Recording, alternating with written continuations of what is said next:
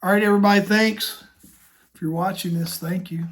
You didn't have to. You could fast forward, scroll to the next one, but you're here. And here is what we're going to talk about today. We are going to dive into the world of personal growth and give you your top 10 personal development strategies. You ready? Let's go. Clicking off with number 1, embracing your roots. Look, I grew up in Franklin County, Virginia. Very, very distinctly remembering not having running water at my grandparents' house that I lived with at the time. It was rural America, and you're talking about late 70s, early 80s that I was there. Never met my dad.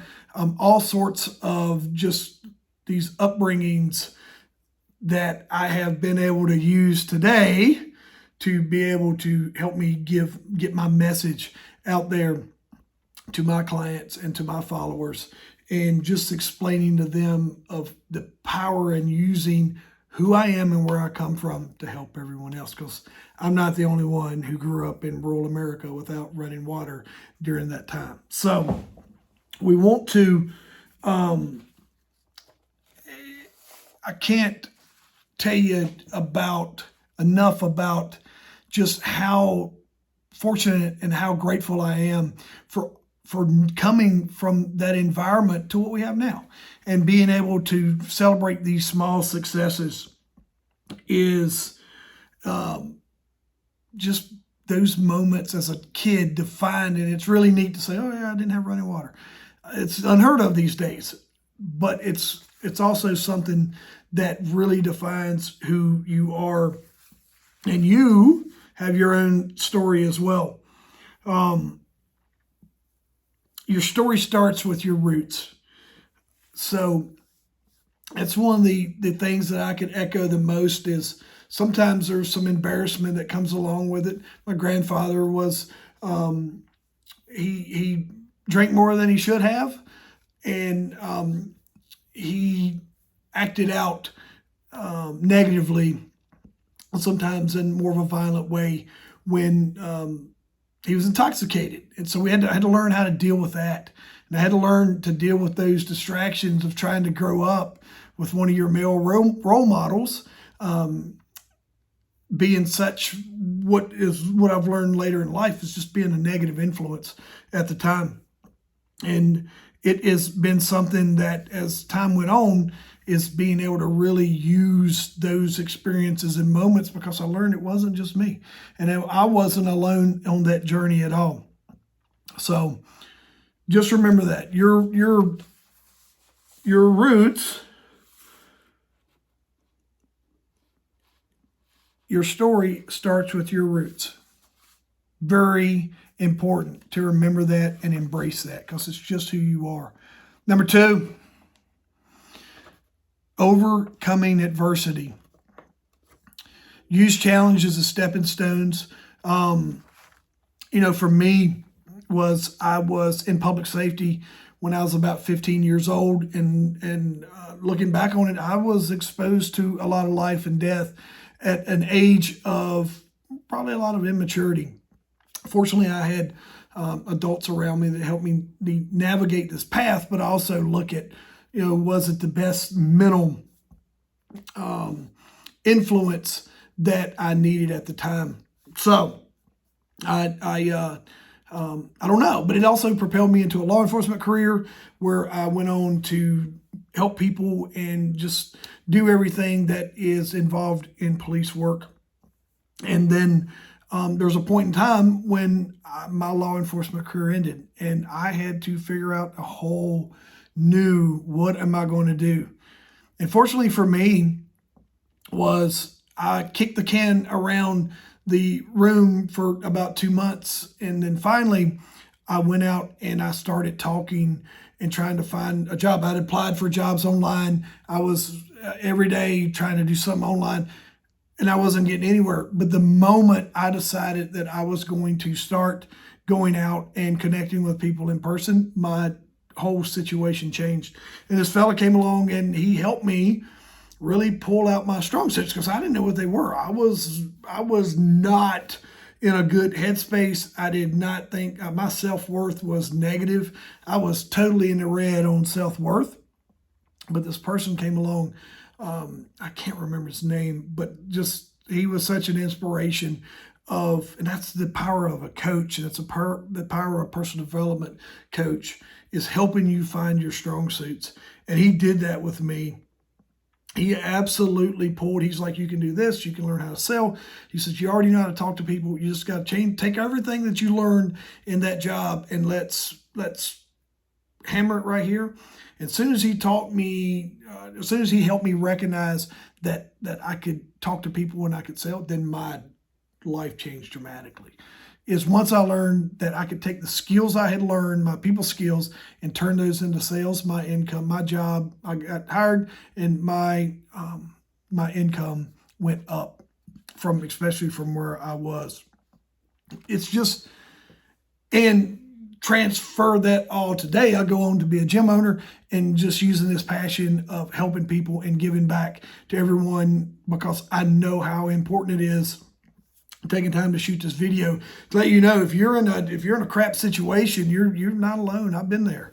If you're in a bad spot, you can get out of it, and I'm living proof of that. It was some dark times for me back then, but you have the opportunity, just like I did, if you're facing adversity, to flip that script and change all those struggles into triumphs and kick butt, take names, and go on and live a very good life. So overcoming adversity it's different from everyone. It's my adversities and your adversities, we might process the same, but I might look at yours and be like, yeah, it's not the same as mine. But we process those the same. Number three is lifelong learning. Is just a commitment to continuous and personal development and professional development. Personal and professional development. You got to stay open to new experiences and new situations that you can learn. The internet is such a powerful tool now that we have answers. We can go to YouTube, just like you thought you are that's watching this video. We can go and constantly learn versus having to go check out a book, or information is readily available at this.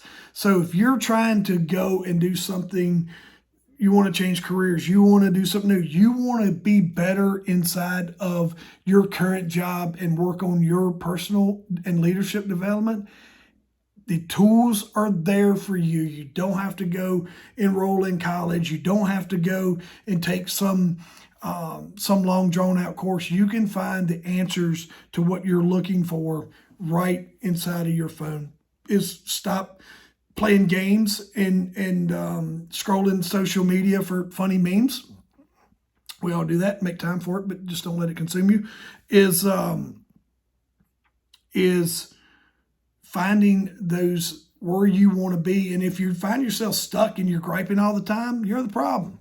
So how you fix that is you start recognizing that you're griping about a lot of things of, my company never listens to me, Jeff. Well, you know why? Because sometimes you're not the voice of what they want to hear. What can we do to help you become better as an employee that will help them recognize your input and all those things that you're trying to bring to the table? Griping about it is not the answer, but when we can show, hey, I've worked on this personal development, and this is how I can help this company, or this is how you can help your own company. The best version of you, remember, the best version of you is always under construction. If you're struggling and trying, you can hire a coach, you can hire me, and I will help you figure this out. Tip number 4, here it comes. Resilience. You gotta be tough. You gotta have thick skin in life, not just in business, not just at work. It's just life. You gotta have thick skin. I've been in these situations in law enforcement to where people get gotten beat up really bad, or women and men, what have you, and just helping these folks overcome where they are. I got to see a lot of just the negative and evils of the world that affects our communities. And even moving into my own journeys is working on being resilient and remembering that if you're still here, still living, still breathing, watching this video, you can make a difference. You can stop, change, you can put your foot down, whatever acronym, whatever moment in time you want to use, you can absolutely stop and change and take a whole new path, a whole new direction. But you got to have mental balance. You got to remember that a lot of our problems come from us. We have to point them in. They're not outward. So we are our own worst enemies at times. But you gotta maintain a strict mental and emotional balance, because that's just part of dealing with life's ups and downs. The other thing that's helped me is just being positive. Approaching every situation with a smile, not with a frown. When you answer the call and on the phone and you got someone who's chewing off your ear, is instead of turning it back on them or whatever, just smiling and thinking, being grateful that you get to be in that moment. The positive mindset, once I started adapting that and getting away from being a negative jerk, has absolutely changed my relationships. It's changed my perspectives. I'm not a sit around, let's gripe about the problem. I'm a fixer. And let's if you're going to come in and complain, come in with a couple ideas to make it better. Don't just come in here and complain. But resilience can be your superpower, and we can all be more positive and strengthen that together. Tip number 5, rolling right along here, is an entrepreneurial mindset. It's cultivating an entrepreneurial spirit, taking all those skills. And I used to just do this thing a lot when I would go into somewhere, whether it's in public safety or what have you, as I got older. But I would really evaluate how they were doing business and how they were interacting with customers and and I would just start figuring out ways to make it better. Working in law enforcement, I was fortunate enough to be on a task force for about 7-ish years, and I got to meet some of the best entrepreneurial minds in the criminal underworld. They were absolutely some of the best business influences that have seen how they ran their organizations back in the early that 2010 era of time. I was fortunate enough to work. Some of these guys got arrested, but they were still how they ran their organizations was an example of how some of your most successful companies today are ran. Risk taking. Anytime entrepreneurs, one of the biggest skills they have is they're risk takers. They don't mind taking a chance on them because they're betting on their idea, betting on themselves, and they've done their research to know that it's a good risk to take. Is a lot of times in entrepreneurs, there's a misconception that the government is the one that incubates and starts business. It's not. It is someone who comes in and takes a chance on themselves, and they invest their savings. 20% down is typically what banks are looking for now. So if you got a business idea, just remember, banks are looking for 20% down. That's your skin in the game. That's the equity that you're putting inside of your business. Just learn that. Just know that comes the biggest risk that you're going to take as an entrepreneur is the money and the zeros that you're committed to for whatever time that you're running your business, whether it's real estate. You can do small deals, big deals. You can fitness, what have you. My gym was funded from our savings. It was not, I wasn't able to, because it's a service-based business. There was no real estate involved. I was opening a service-based business, so I had to fund that from our savings. Is how we were able to get into the fitness business. Balancing your vision with practical execution in entrepreneurship. There's a lot of times when you meet with me and we have a huge goal of where we want this business to be, but we also scale it back to something that's manageable and realistic for where you are at that time. Is we all want to go and create the next Walmart or the next whatever it may be, the next big thing that just the next Tesla or SpaceX. But sometimes based on our finances and where we are, we scale that back to something that's manageable and then allow our growth to fuel our future growth. At the end of the day, entrepreneurship is a mindset, and you just got to unlock it because it's there waiting for you. Anybody can go into entrepreneurship. I have friends that are like, I don't want to do what you do. I want to get my paycheck, and that's okay. That's fine. I just choose to do what I do. And I have other friends on all sides of this. Tip number 6. You know it's coming. Physical fitness and mental strength. Look, my life changed when I started working out every day. My life changed when I started burning off negative energy.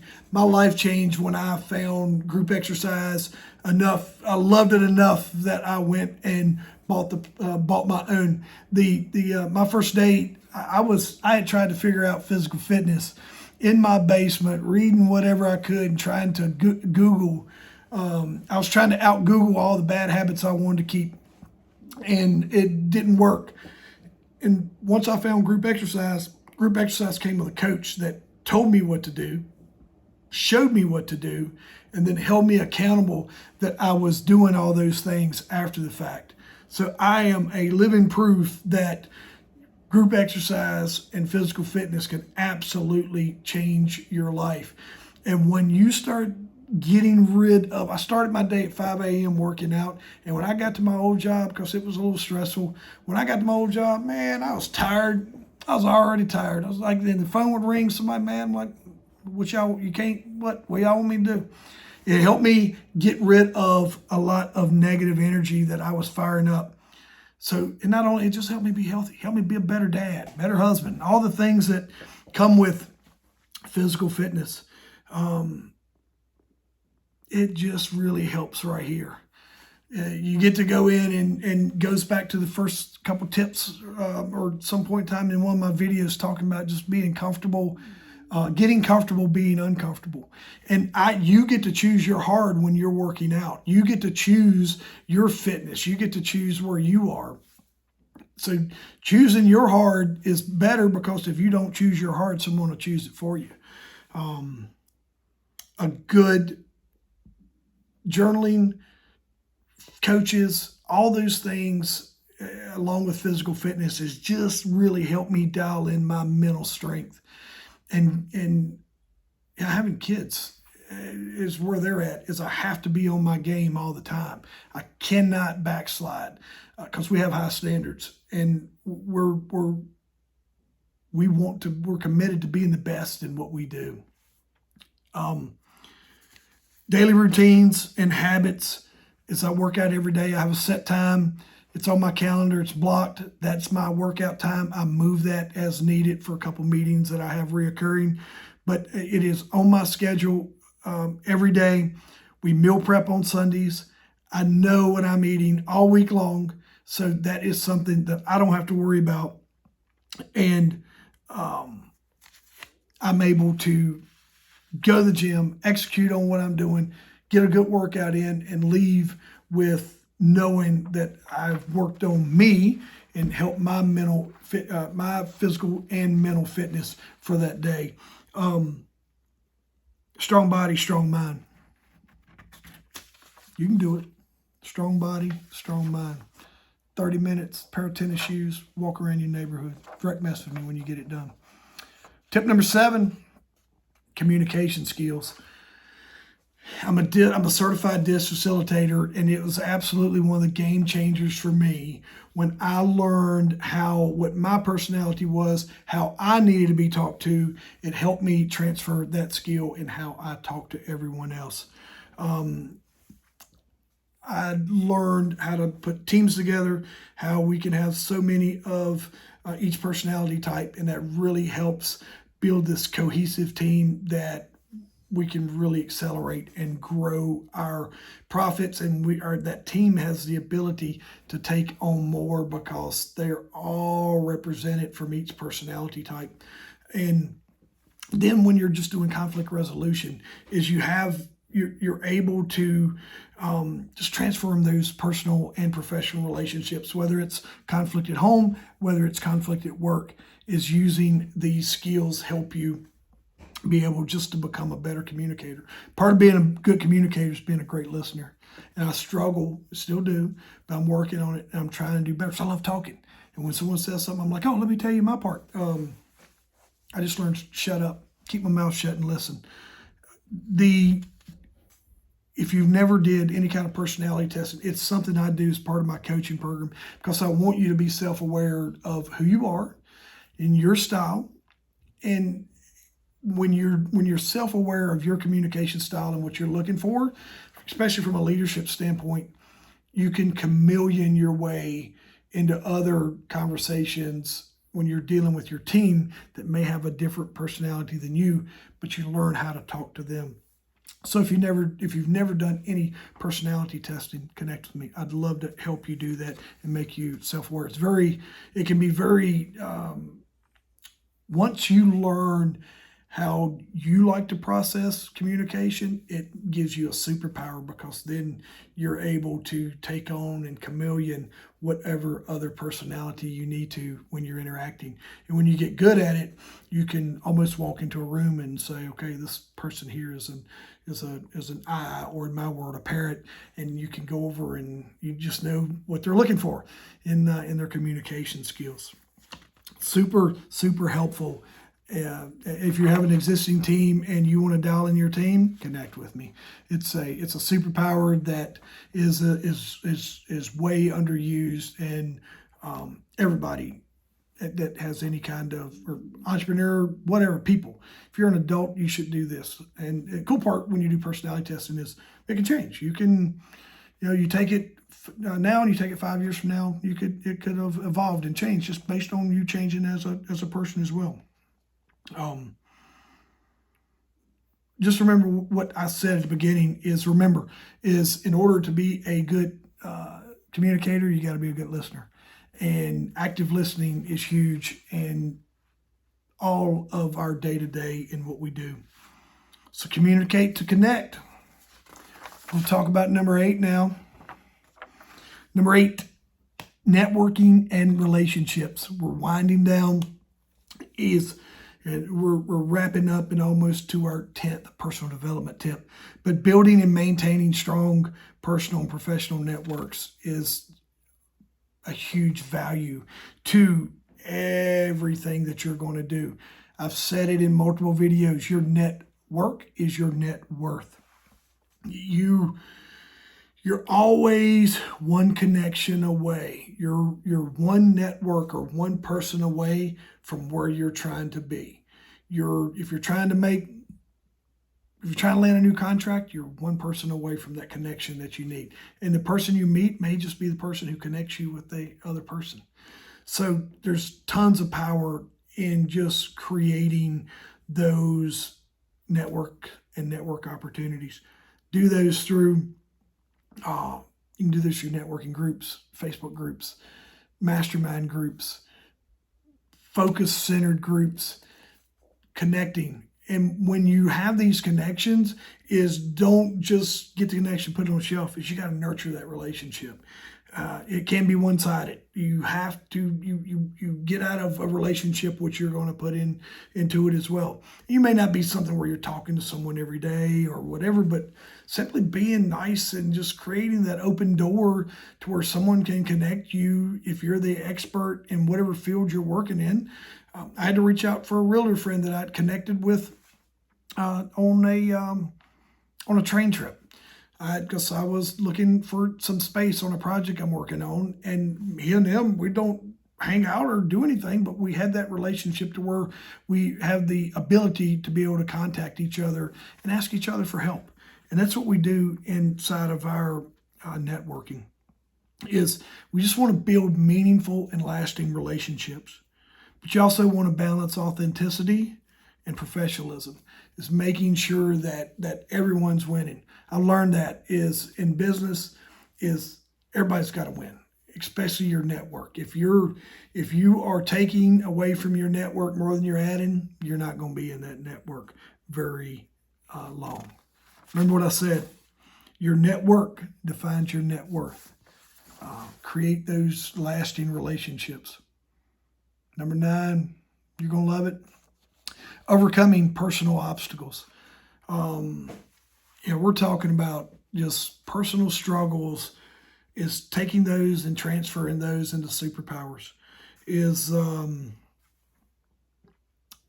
I don't know what that looks like for a lot of you. Some of mine has been fitness related. I think that's why I went gangbusters into fitness and owning a gym, but also love coaching and helping folks as well. Is we're all scared. There's a lot of doubt in the world, but sometimes what you can do when you're overcoming those personal is look at yourself. Are you consuming too much social media? Are you consuming too much news? The news is a negative place.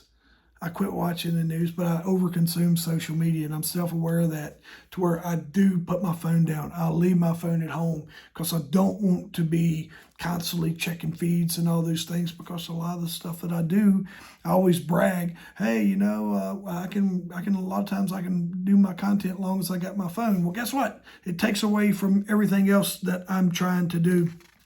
Is whatever you're scared of, let's write those down and let's figure out solutions to help you overcome those. Sometimes it's about money. Your 4 F-bombs: faith, finance, fitness, and faith, finance, fitness.